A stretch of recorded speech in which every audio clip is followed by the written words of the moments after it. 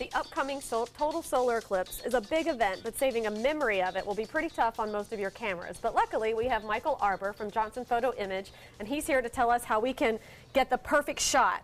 So we can't use our cell phones. No, if you do, it will be the last time you use your cell phone I tried because to. it will fry the cell phone camera. Oh. There are no filters like the one that you were going to hold up. This one, which completely obliterates the light coming in the visible spectrum. Okay, I think we need to say I this think we 3 need to times and slowly for everybody to hear that. Repeat after me. Cell phone. You will fry your phone. You will fry your phone. Don't use your cell phone. The camera in your phone will be fried after that picture. Wow, I don't Which think won't be people of any understand use. that. I like my camera phone. Right, Yeah, okay. and there's nothing wrong with it. They're wonderful. So yes, be careful. Don't do it without the right tools.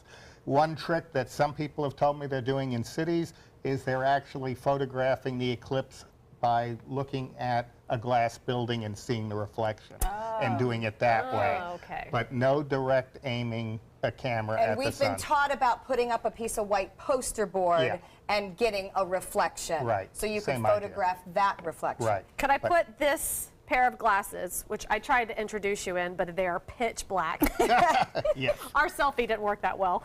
But could I hold my camera behind this? You could hold your camera behind Okay. that, but it would be very difficult for you to tell what you were aiming at that way, True. just as you had difficulty with reading the prompter. Okay. It is difficult to see any light passing through, and the screen in the cell phone is not able to handle the dynamic range of the light coming Okay, in. so Right, so what you have some should we do? suggestions, What are yes. the suggestions? Okay.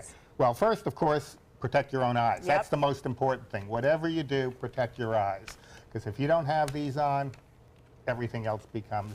And not just regular sunglasses. Yeah, sunglasses, well, as you can see, I can't these see, glasses are about 100,000 times Nothing. darker than sunglasses. Yeah, they're really can't dark. see It's darker than dark. They're actually darker than welding glasses, Wow. and those are extremely And that's dark. another thing I think we Oh. could say 3 times slowly. Sunglasses won't do it. No. And you will fry your phone. I feel like we have to And say it your eyes. 100 Your times. And your eyeballs. I'm worried about eyeballs. And for Eyeballs any of the above. kids that you mentioned that were staying home from school, don't get gutsy and think you're going to get away with looking at the sun without Right. the glasses. So what kind of camera settings, if we do have an appropriate Well, lens, would we If you use? have the appropriate lens and you have the appropriate filter, you're going to use a lens that's between 300 and 600 millimeters in length. Okay. Okay. So a big one. Yeah, a big lens, because, I mean, it is still 93 million miles away. I mean, it may be local, but not that local. Yeah, no, good advice. And what you're going to do is you're going to bracket.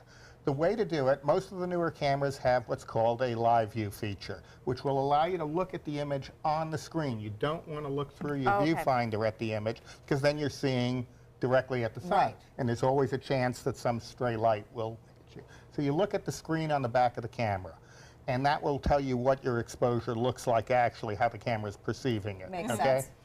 And then you're going to bracket. You're going to start out probably somewhere in the ISO 100 range with a f8 aperture, which is a fairly medium aperture, and then shooting for about a 20th of a second.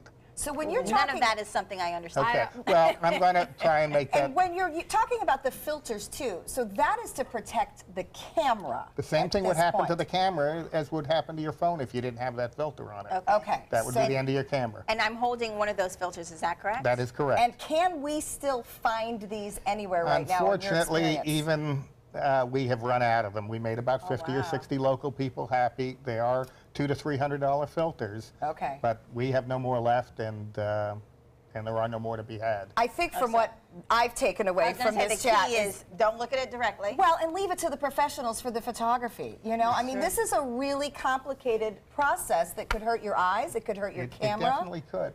But it is also a once-in-a-100-year opportunity. Right. And if you take the proper precautions, you can have a wonderful experience and something to share with children, grandchildren, whatever, down the road. Just make sure I you do mean, it well. I won't be here for the next one. It's in 2099. You're right. Well, Wow. I hear you. All right. Well, it's an exciting day. Yes, you. it is. That's for sure. All right. Well, thank you for the lesson. You can find Johnson Photo Imaging online or on State Road 70 in Bradenton. We'll be right back. Thanks.